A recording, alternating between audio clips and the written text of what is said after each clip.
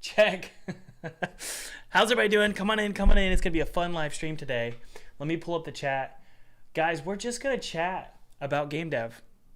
We're going to talk about game dev.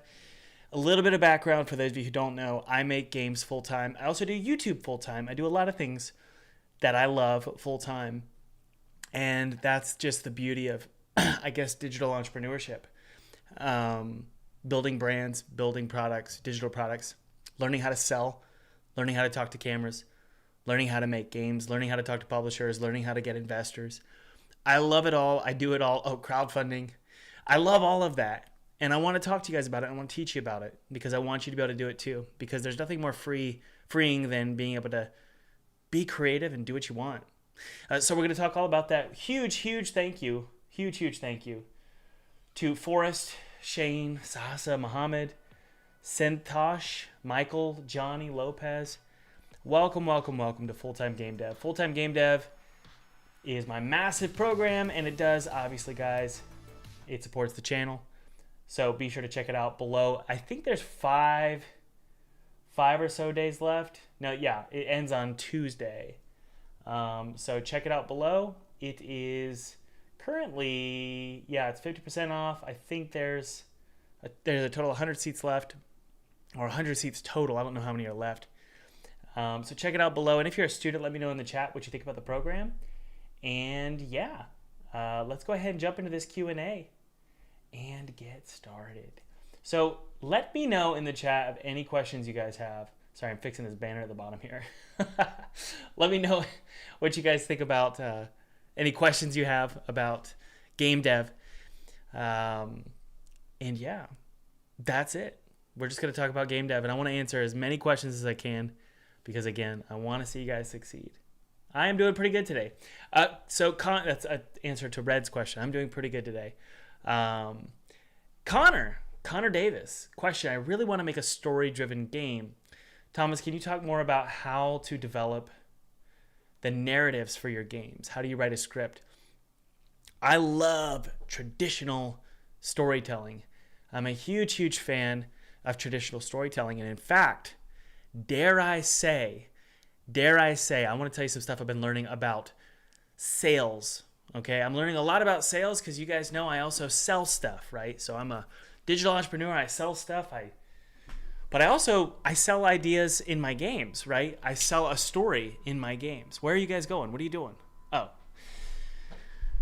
So there are stories that you put into a game, and that ultimately sells the game. Ultimately, the first 5 minutes of your game is a sales pitch. The first 5 minutes, I've never thought about it that way. The first 5 minutes of your game are a sales pitch. And you're trying to convince the player that, hey, you should stick around and play this game. So what is a great way to sell something? Well, if I really wanted to sell you, well, if I really wanted to sell you on game dev, here's how I'd do it, okay? I'd basically think, and I learned this from Graham Cochran. He's a great sales guy, and it relates to your story and your game as well, because everything's the same. Everything's the same, whether it's a film, movie, or a sales pitch. They're all the same. It's the same story. If I wanted to sell you on game dev, I'd say something like this. I basically teach you, or I basically tell you that the same story of Star Wars. Okay, so I'd say something like, Luke's on Tatooine. He's miserable. He hates his life, and then he dreams of being a fighter pilot, and then he meets the wise sage, and then they go to learn, and he learns the ways of the Force, and then he destroys the Death Star. But the twist is, he does it in a way without technology. Okay? So, he uses technology, but he uses the Force. What's my point here? My point is every storyline's the same. Okay? So if I wanted to sell you on game dev, I could say, I know you've always dreamt of making games. I know you feel stuck. I know your parents don't believe in you. I know your friends don't believe in you. And heck, you don't even believe in yourself. But you just know there's something deep inside of you that you've known since you were born, that you wanted to be a game developer and you wanted to make games. And I felt that way too. I felt stuck. I felt alone. I felt miserable. But I'm here to tell you that there's actually one thing. There is one thing that's going to change that for you.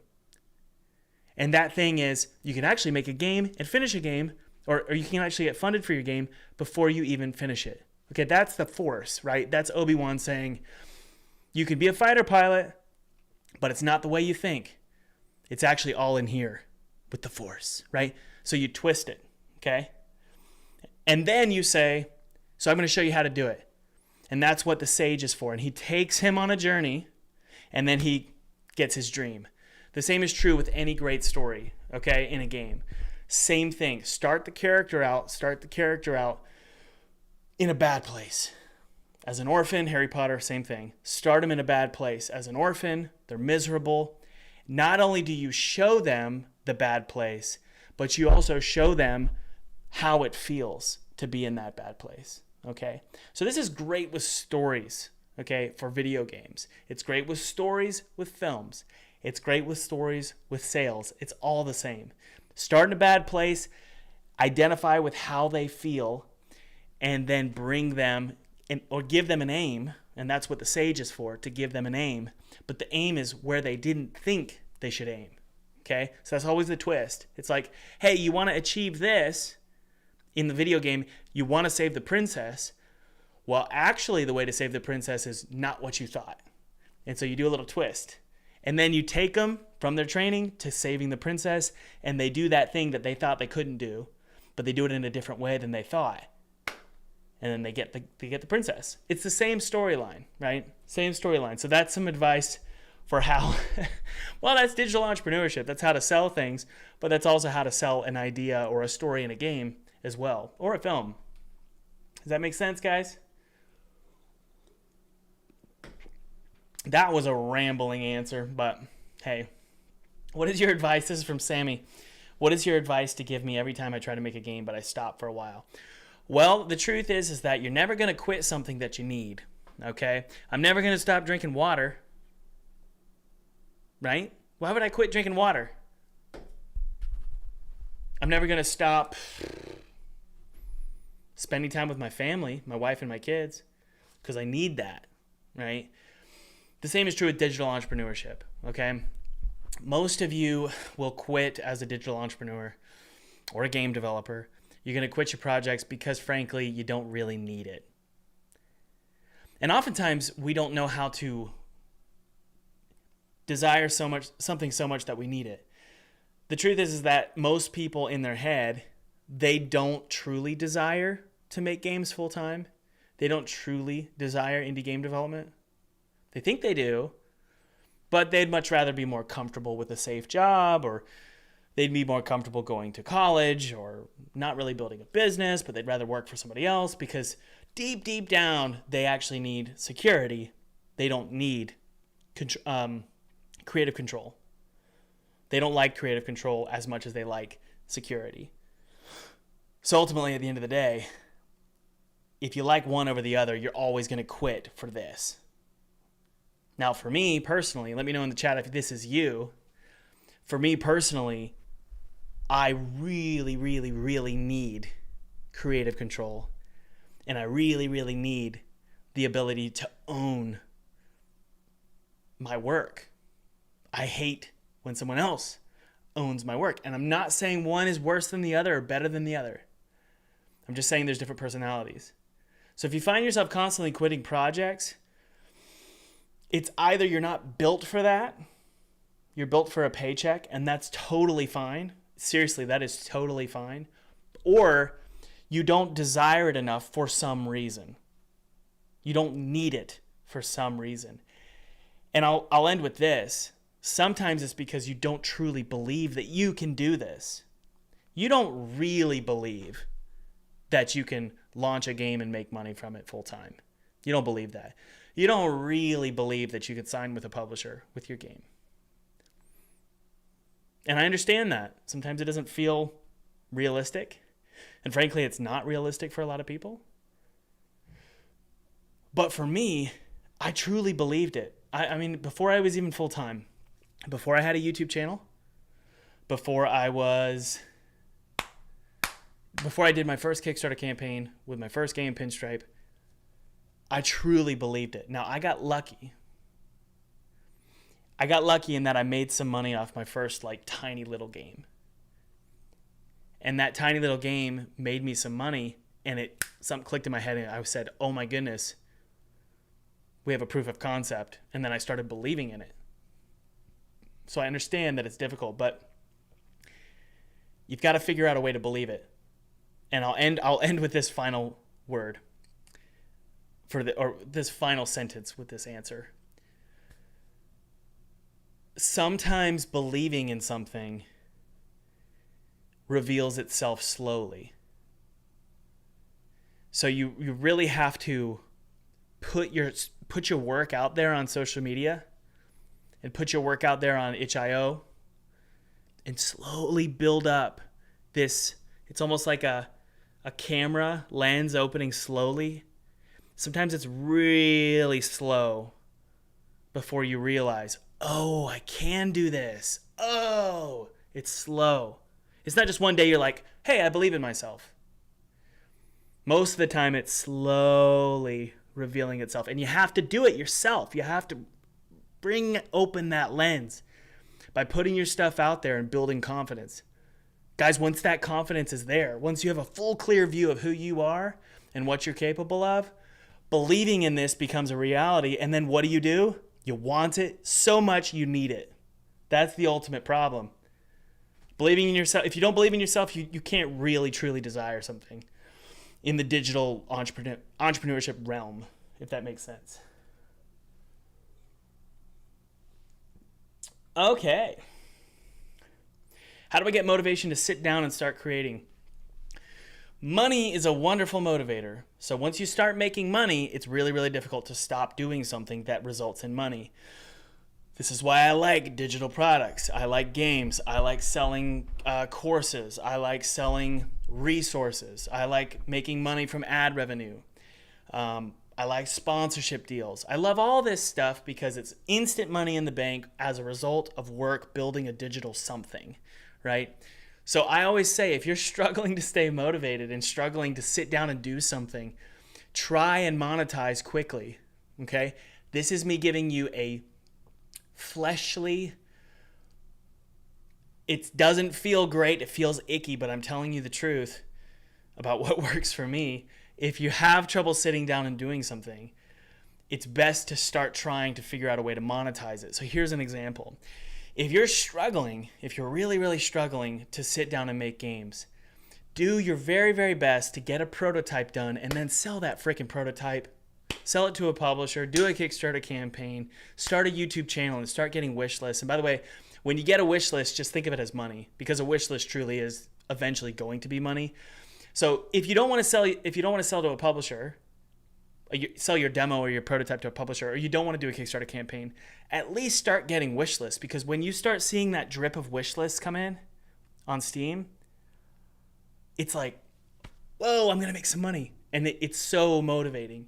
So try and get those quick wins. That's really what they call it. Get a quick win as quick as you can, because it'll motivate you. Does that make sense? All right.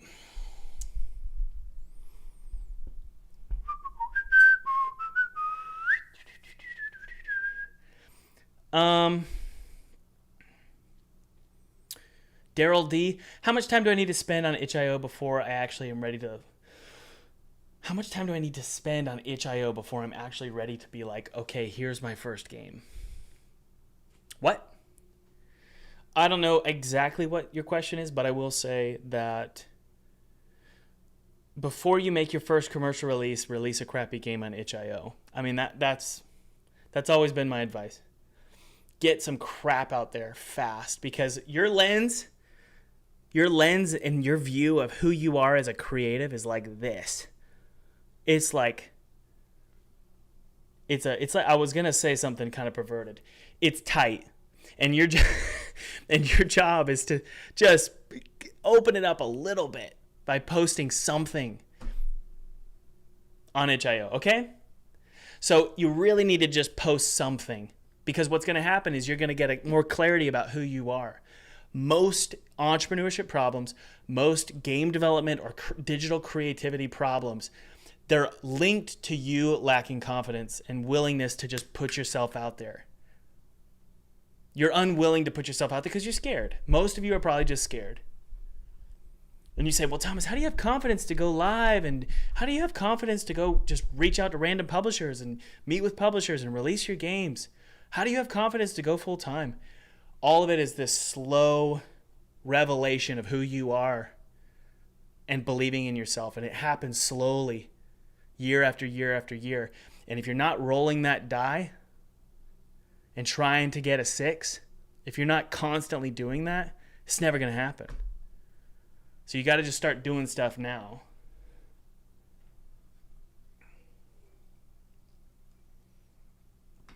Can someone learn, this is from Kubokoro. Can someone learn game development by giving it an hour of learning every day? Absolutely. 100%. And that's what I did I did about an hour or two, 5 days a week in just making my own game while I was married and working a full-time job. I'm still married, obviously, but yeah, I would say an hour or 2 hours a day. Yeah. Lexington, Thomas, when starting out for the first time publishing my video game, how do I promote my video game to an audience? Well, who knows what you want? Do you want an audience for your game or an audience for you? That's the first question I want to ask you. If you're thinking, I need to build my audience, well, for what? For you or your game? That's a really good question. Before you start posting content, you need to be thinking about that. Who knows the answer? Okay, we've got 2 people. Lexington says game. Foxite says game. Okay, anybody else? Let me shift the focus here. One sec.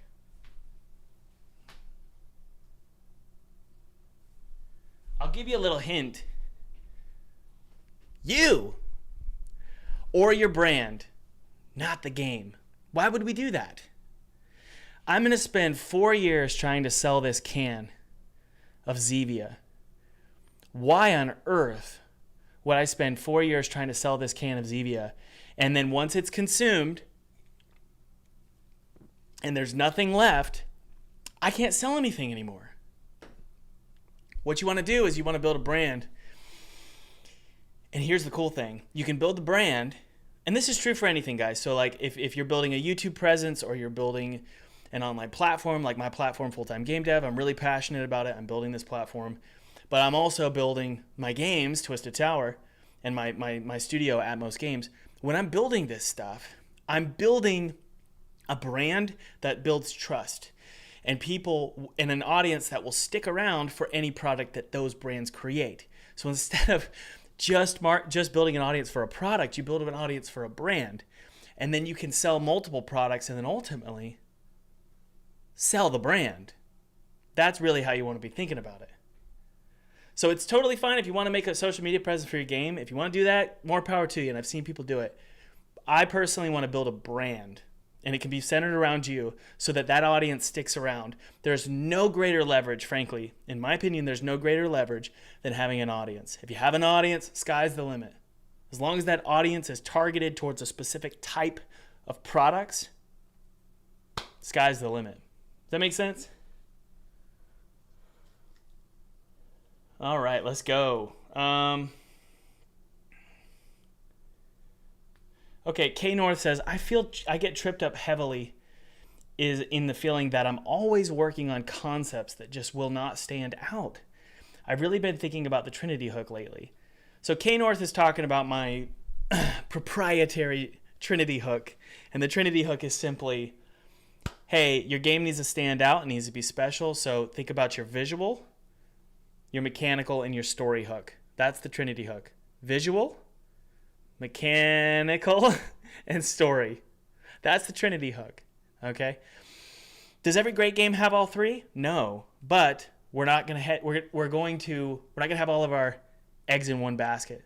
So we're gonna try and diversify our hooks so that maybe one is actually a hook. There's your problem, Kyle. You're trying to think, I need the best singular hook. Most people don't know if a hook is a hook. And so what I say is have 3: visual, story, and mechanical. And hopefully one is actually a hook. It's basically like putting a 6 on 3 sides of a die so that when you roll it, at least you land on one, right? The same is true with your Trinity hook. Okay, so that's going to help you. You say you keep quitting your prototype, or you find that you're quitting your prototype because your hook is actually kind of sucky. Well, have 3. So spend the time trying to come up with 3 hooks if you can. And you don't have to be a genius artist to have a good visual hook.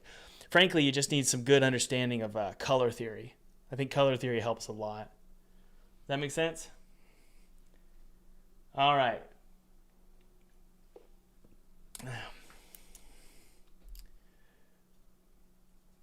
Golden Apple says, without an audience, selling anything will be much more difficult. Certainly true. But Thomas, a lot of game developers didn't have an audience, and they're multimillionaires. Their game blew up. Yeah, and they had brilliant, genius game ideas. Most of us don't have that. I'm a big fan of normal people being able to be digital entrepreneurs. I want normal people to be able to build an audience and make money with that audience. I want you. If you feel like you're not very talented and you're not a genius, I still want you to be able to make games. That's not fair. You have to be a genius to stand out as an indie. Well, what if I told you, hey, you can actually just slowly build your audience over time and be able to make a full-time income from games, whether it's with an audience, with a publisher, investment, crowdfunding, Patreon, YouTube ads, sponsorships.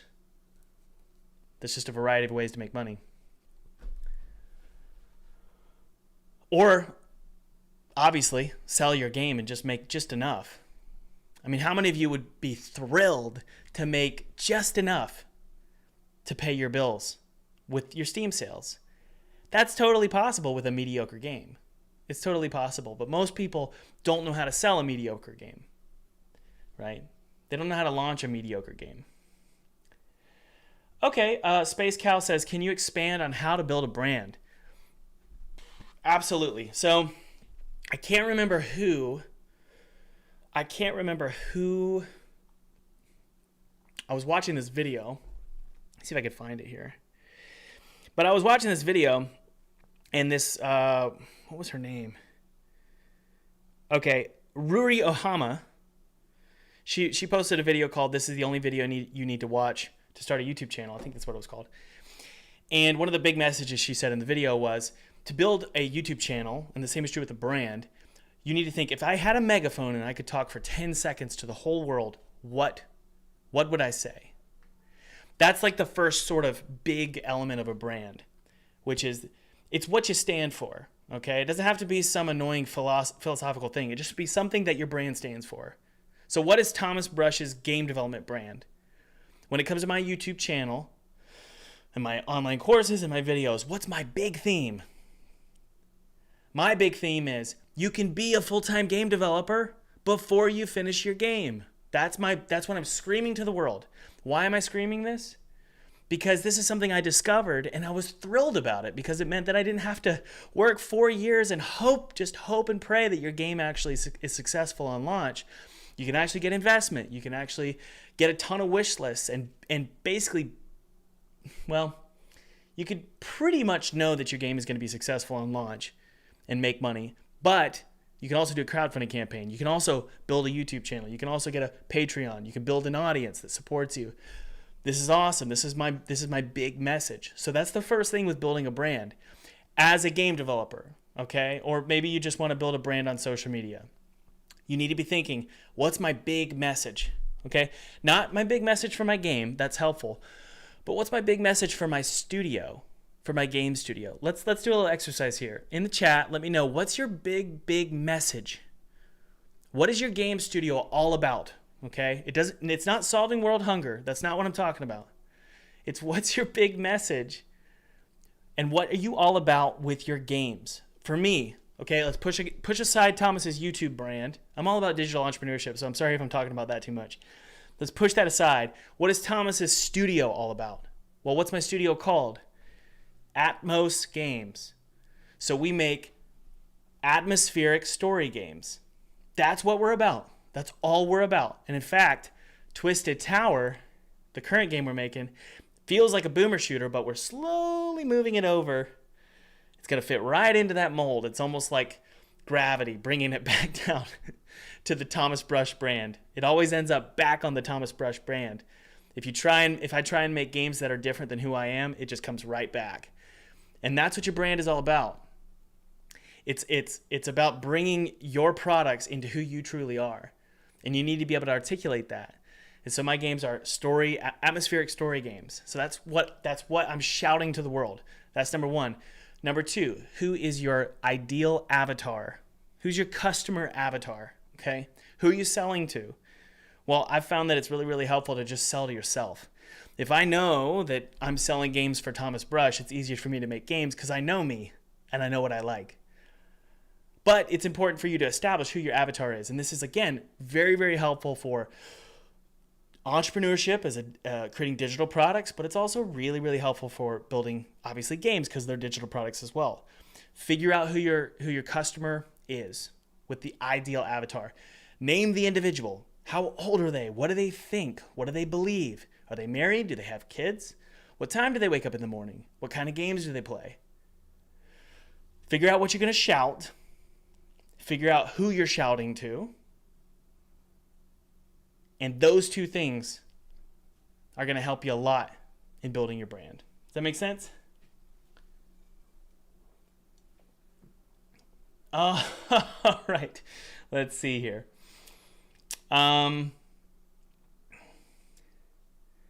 Make fun games without great gameplay. I think it's I think that's a very difficult thing to do, but I love... how do I say this? Kubakora says, make fun games without great gameplay. That's literally one of my secret, deep down subconscious goals as well. And so when I'm being blunt here, it's because I know deep down how difficult that is because I'm doing that right now. I lean on story and I lean on atmosphere. And gameplay comes secondary, which is, it's very difficult. It's very, very difficult. But I love the pointedness of that goal. I love a strong, sharp goal that's pointed. So good job on that, but it's difficult.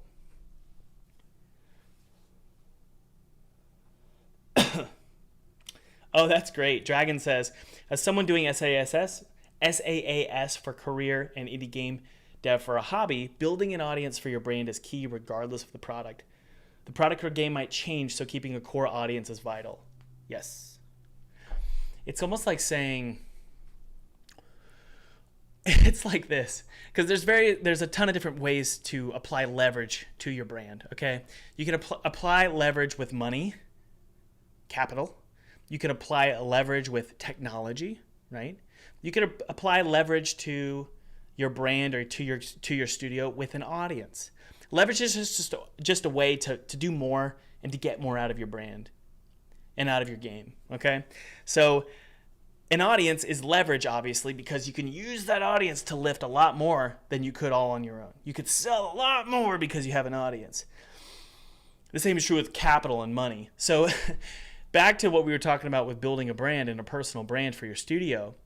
If you were to only focus on the game, that's like saying, I'm going to invest in coupons for Kroger. I want Kroger coupons instead of cash.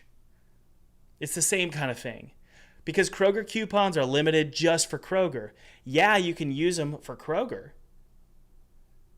but you're screwed elsewhere. The same is true with your audience. You don't want to build an audience around a product. You want to build it around a brand.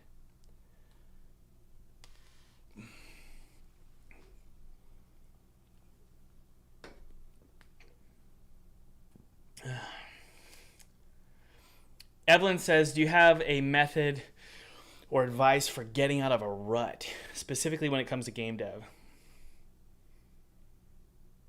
I'm sorry that you're in a rut, Evelyn. That's really hard. Rut. How did I do it? Because I get in it every once in a while. Number one, take a break. Take a freaking break.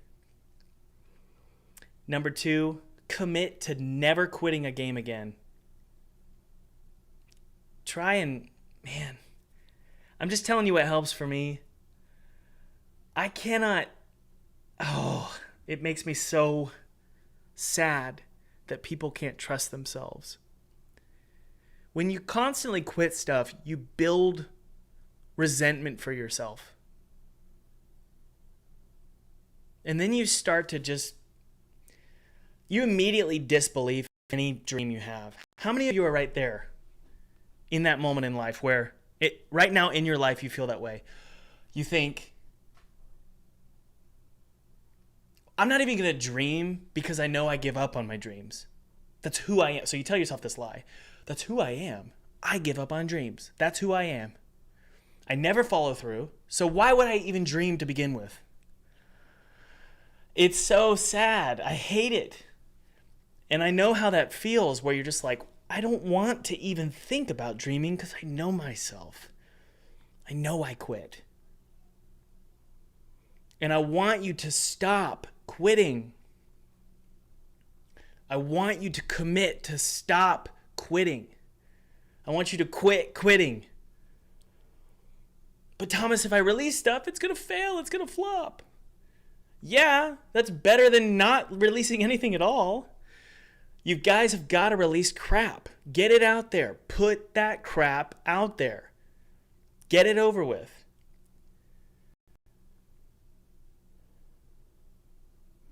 So that's what I want you to do, is I need you to commit to not quitting. But my game sucks right now. Do me a favor, finish it tonight and release it. If you're going to quit something, release it. You're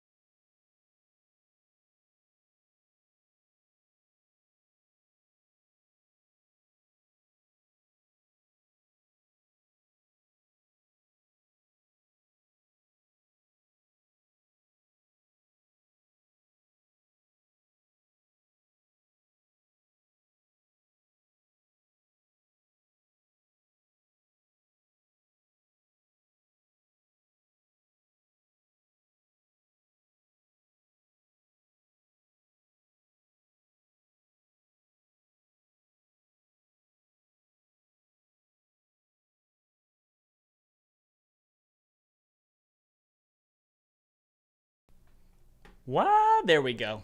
Are we good, guys? So what was the last thing you guys heard? What was the last thing you heard?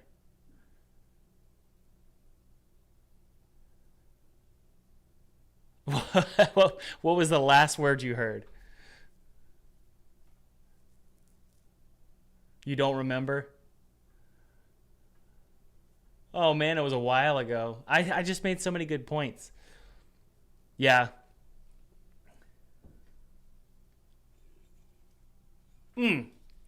Release your game instead of quitting. So that's the third rule here. The third rule, as it pertains to why do I keep quitting my game? The rule is, if you're going to quit, if you have to quit, you're not allowed to kill it. You're not allowed to kill it. You have to release it to the wild. How many of you are willing to say that in the chat? Here's the sentence I want you to write. You're promising it to me and you're promising it to each other.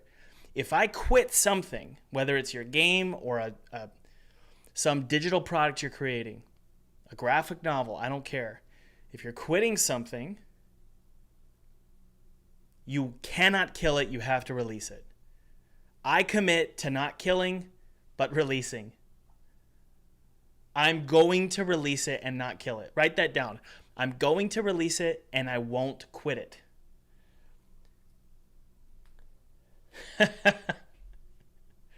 Thomas, you are our cult leader. No! I don't want to be that. I commit to thee that I will not quit. I will free. That's right. What does that mean? This isn't abstract. It means literally launching your game in a really crappy state. It means literally launching a book or a graphic novel or whatever you're working on, an animation or a video. How many of you are so scared? You're so scared to post your first video on YouTube. Get it out. Stop. Stop killing stuff. Release it. Dare I say you're being a coward. And cowards do not win. Let it go. Release it into the wild. What's an example? This is from Evan. Question. What is an example of a story hook? I can think of a setting hook, but a little confused on what a story hook would be. A story hook, the best kinds of story hooks create contrast. I don't know what it is about human beings, but they love contrast. They love a yin and yang, okay?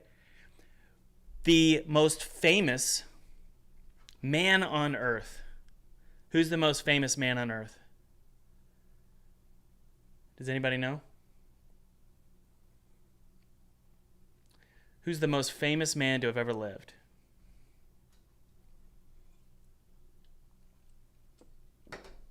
Elon Musk, yeah? You think he's more famous than Jesus? Probably not. Who knows Jesus' story hook? What's Jesus' story hook? I'm not saying that you have to believe all this. I do. But what's the story hook for Jesus' story? And this is frankly, I think, why it stuck. What's the story hook?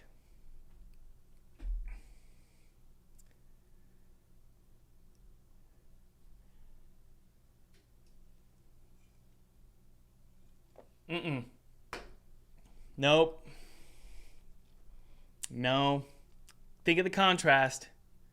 Fully man and fully God. Man but God. God but man. Contrast. Contrast is everything. So, what is the story hook of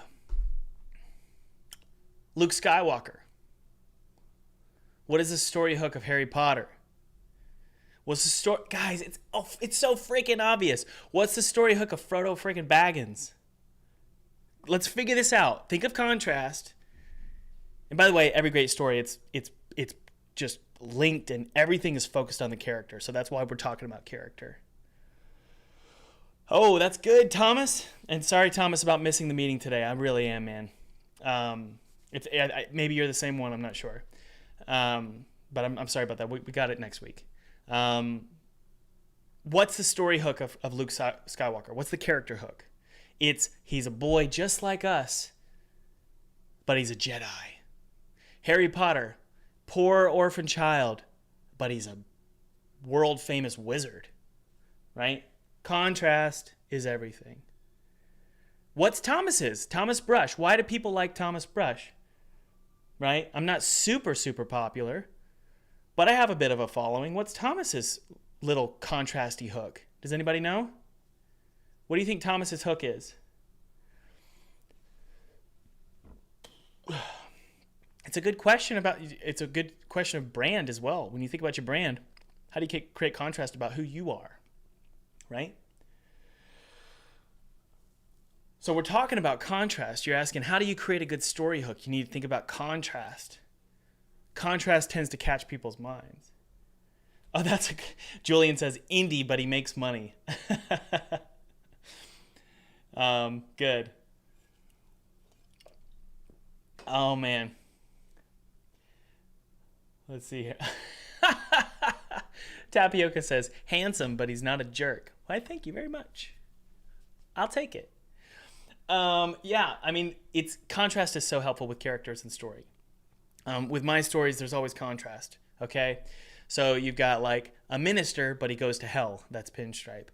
Neversong, it's not the best character or story hook. It's really not. But it's a boy, an innocent boy in a really horrifying coma. So it was really helpful that it was a child in a dark place. So you have contrast there. With Twisted Tower, it's Disney World, but horrifying, right? So story is it's not a one size fits all. But if you want to have a good story, try and create some contrast. Cowboys, but in space, right? How about this? This one's really fun. This defines an entire genre. Philosophy, but in space. Who knows what that is? Philosophy, but in space. Those are two totally different ideas. And they when you put them together, it's this beautiful marriage. Okay?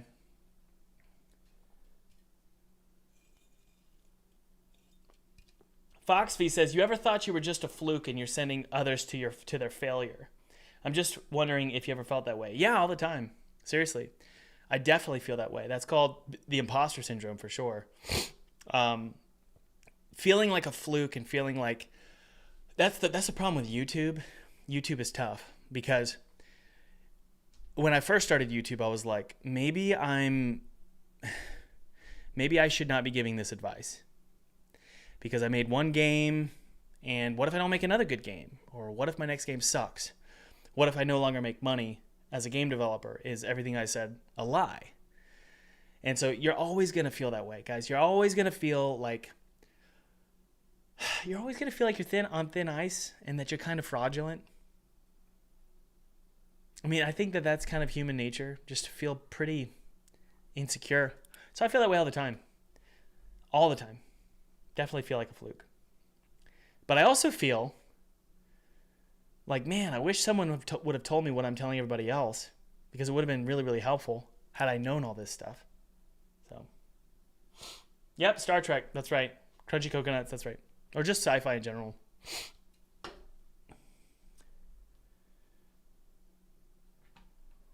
Yeah, black. I don't know what your name is. Some Smurf. It's possible to do what Thomas did, but very, very possible you won't ever repeat his success. 100%. It's worth pursuing for self-fulfillment, though. That's what I always say. Everything I'm telling you and everything I talk about on this channel, it could wreck your life, and you'll be miserable if you turn it into an idol and worship it, and then it doesn't happen. But if you do everything I say and you pursue entrepreneurship and game development and you just learn a lot, then you win. It's a win-win if you treat it like a educational process. And if it doesn't work out for you, which, guys, it could very well not, it's likely that it won't. Just like building a business in general, it's the few who win. That's the way it works. It's okay if you don't win because you've built a massive understanding of the industry that you can use elsewhere, okay? So don't worship stuff. Don't become like super obsessed with stuff and it has to be this way. It's not good. Okay.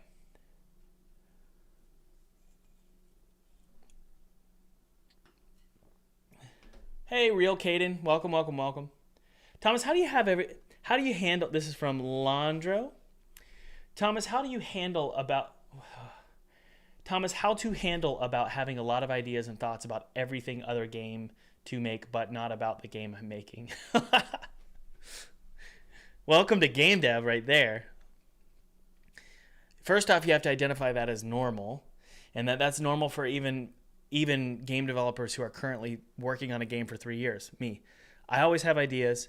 I'm always tempted to just work on those too, and believe me, I have, while working on my current game.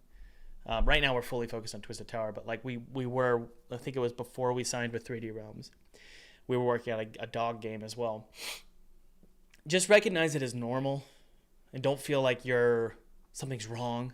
And the reason why that's helpful, I think that's my only advice, is to recognize that that's normal, is because if you're sitting there and you're working on your current game and you have all these ideas, you might have some kind of subconscious superstition that, oh man, I'm having all these good ideas. Maybe those are the good ideas and this one isn't. Maybe I should pursue those. Maybe this is like a sign, right?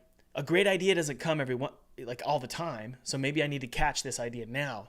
Well, just recognize this is normal. Everybody feels this way. Everybody has a ton of ideas. Stay focused. And like I said, finish your game. But if you don't finish it, do not kill it. Release it.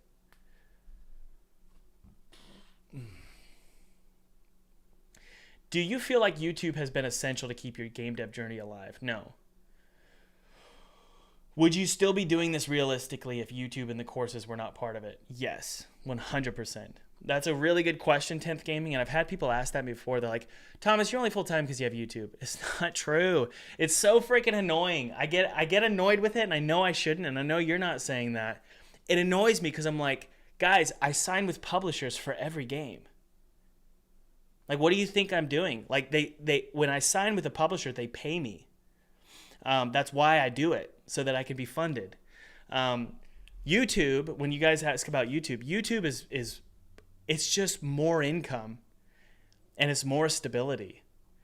I'm a huge fan of multiple sources of income. I'm a huge fan of stability. Like, as an indie game developer, if I was just signing with publishers, that would be fine because I'd pay my team and my salary.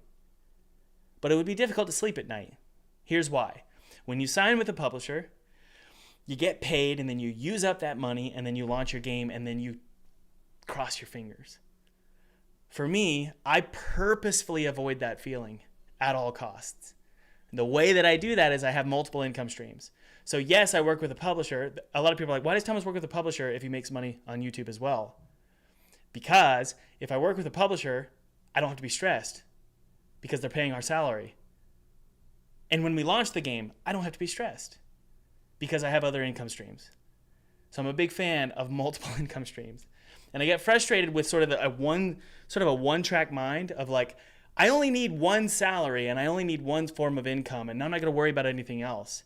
Whereas for me, I'm like, let's spin as many plates as we can. What are we doing here? Why not? Why not get those plates spinning and make some extra money so we don't have to be freaking out?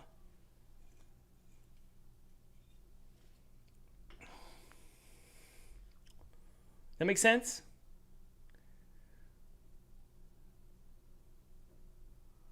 Alrighty. Thomas, this is from Lord Zia. If everything you know is self-taught, how can you measure if you're good enough to work in professional studios? How do I benchmark where I'm at? I've been practicing game dev for 3.5 years. Ooh, number one, release games. The best benchmark is how your reviews do when you release a game. Second, try and surround yourself with game developers who are more successful than you and who've done it. It's easy for me to say because I am able to get to know game developers because I do YouTube. One of the perks of YouTube is meeting other game developers. If you have influence, surprise, surprise, game developers tend to want to be talking to you and be your friend. And that's sad. I don't love it, but that is true. But yes, you need to be surrounding yourself with game developers who are more successful than you. Being able to gain an awareness, like I was talking about, figuring out, like opening the lens and being able to see who you truly are as a game developer. It's a process. It's like stepping up a rung of a ladder. So if you're here, who is here? Is it Jonathan Blow? No, Jonathan Blow is way up here.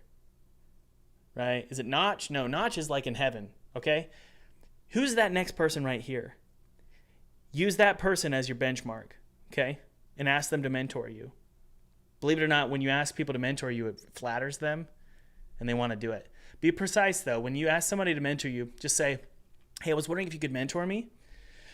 Here's what it means. Because they're going to be like, no, I really don't want to get breakfast with this guy every day. Or I really don't want to meet with this guy on Discord every day. Just say, hey, twice a month for like 4 months.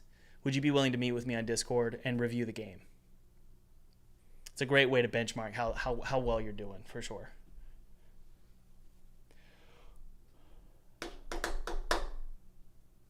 How do we come up with good game names? Your guess is as good as mine. There's no game names available anymore. It's really hard. I can't tell you because last time I cheated. I just got you guys to come up with a game name. Twisted Tower, someone came up with that. I did not. I could not for the life of me come up with a name. I'm sorry. Can the story part of a Trinity hook be replaced with the lore for the game that doesn't have a story? Well, Evan, what's a hook do? Guys, let's let Evan answer this question. Everybody be quiet for a sec. Evan, what's the point of a story hook? Is it for the game or is it for the marketing? What's the primary reason? Game or marketing? Evan, do you have an answer? Is it for the game? You have to pick one. Okay? What's the primary reason for a story hook? The game or the marketing?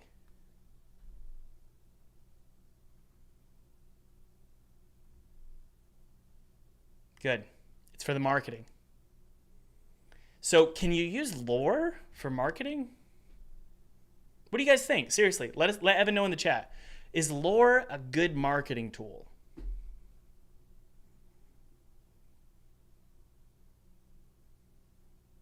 What do we think?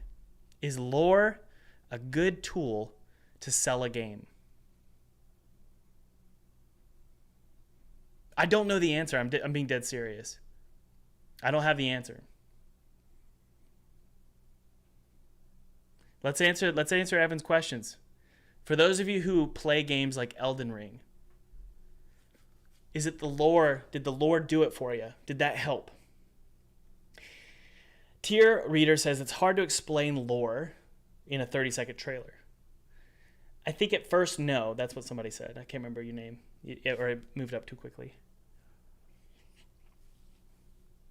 I think lore is good if the hook about the lore is strong. So it's like, it's not the lore itself, but it's about the lore. So, for example, this could be a really strong hook. Lore so dense, your head will spin. Like, if you really, really like lore and you just want to dig deep into lore and you want to just have it coming out of your nose, this game has it for you. I think that's it's a hook because it's like saying we have the best pizza in New York City. Everybody puts that on their restaurant, on their pizza shop. You know, the same is true with lore. If you could say we've got the most dense lore in any game, that could be a hook. I don't really care about lore, so it's difficult for me to answer this question. No, but lore is not the hook of BioShock. That's the density of the game. When you play the game, the lore keeps you moving. But that's not the hook. The hook is Underwater City. Like, that's the hook, right? Underwater City. Well, Thomas, no, because BioShock Infinite does. No, kind of it does, though. It's Heavenly City, Sky City. That's the hook for BioShock 2. BioShock Infinite. So I wouldn't say lore is the hook for BioShock. Maybe I'm wrong. Oh man, that's so good. I've heard about Ark. So yeah, Ark, I haven't played it, but Ark has deep lore. This is from AJ. Ark has deep lore, but nobody cares in the beginning. It's a dino survivor. That's what it is. Absolutely. If it were me, I would not rely on lore as my hook. Now, I bet you're going to do it and you're going to make $1 billion, and then you can point to this video. But I think most of us should not, and more power to you, but I think most of us should not rely on lore as our hook. Guys, there are things that make a game sell, and there are things that give a game a good review. And sometimes those things are very different. What makes a game sell is not necessarily what makes a game good. Now, there's a way to make a game bad by using good sales tactics. For example, if I was to say my game is the next Minecraft, that's a really good hook. It's the next Minecraft. Minecraft, but with marshmallows. Sure, it might be a really, really good hook. But if I can't fulfill that promise, mixed reviews on Steam. So you got to be careful. You got to be careful with your hooks. Guys, that's all I got time for. And just a reminder, if you want to support the channel, check out the spring sale below. Enrollment closes on Tuesday next week, so it's coming up here. 3 days left, 17 hours. There are 100 seats total available to get 50% off, plus 3D Art and 2D Art Pro. Guys, I know how it feels. I really, really do. I know how it feels to not fully believe in yourself. You quit your games all the time. And you're thinking, well, do I need to go to game dev school? Spend 30, 40 grand at game dev school, right? Do I need to, I don't know. Maybe I'll just scrounge Reddit. maybe I'll just look around on YouTube and follow tutorials for the next 4 years. But you've done that. So if you're ready to just make the move and start learning game dev, and you want to support the channel, but more importantly, support your future, this could be it. It's a great course. It really is. I say that confidently. It's going to take you from zero to actually learning how to make a full-time sustainable studio. There's a ton of ways to make money. I teach it all in this course. Check it out below. If you're a student, let me know in the chat what you think about it. Tons of great reviews, guys. Thanks for your support. Thanks for hanging out. I love you guys so much. I'll see you later. I'm looking for something. Hang on. Cheers. Get over here. Get down. Hey, thanks for watching. By the way, if you haven't downloaded that free 2D game kit below, click below. It's my treat to you. I used this game kit to make a game for PewDiePie in 14 days, and I actually got to play it with him in front of his audience, which was really cool. This game kit is totally free. It's my treat to you, and you can use it however you want. You can make a commercial game and make $1 million off this game kit. I don't care. Or you could just use it for a hobby project. It's my treat to you. And by the way, if you haven't clicked like, that would mean a ton to me. Hit subscribe. And also, this is important, hit that notification bell. Here's why. If you get notified of when I'm live, you can watch me make my next game, and let me know in the chat what you think about the game or any ideas you have, and you might just show up. Your chat might just show up in the next video that I upload. All right, I'll talk to you later. Bye. I love you too.